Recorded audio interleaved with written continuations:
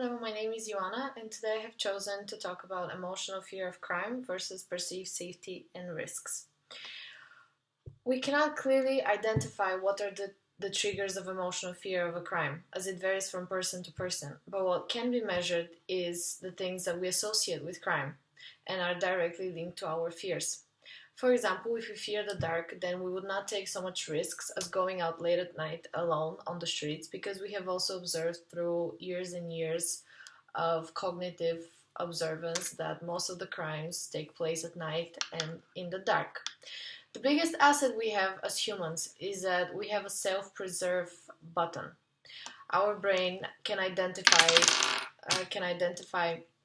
in milliseconds various situations that indicate that we're in trouble, that we're going to be in trouble, or that we could have been in trouble.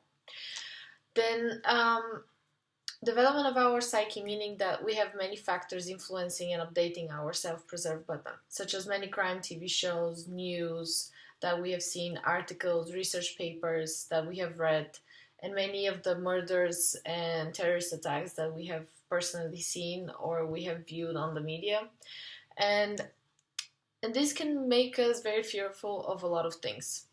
Furthermore, one other thing that can make us even more fearful of the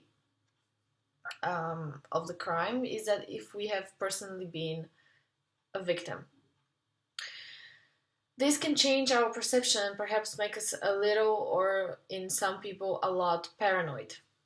Farrow and Gott's research in 2004 points that 28% of the sample were felt that they're very unsafe or somewhat very unsafe walking alone at night, and 22.6 felt that it was likely or very likely that they would be a victim of a crime in the next 6 months.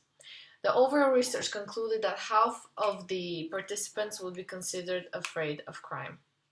This clearly states that the research that we and the author is preparing is that we cannot clearly find a substantial evidence that one leads to the other or one is parallel to the other. But what we can say is that the human mind and the psyche is a very powerful tool to determine what we fear and what we think and consider to be fearful.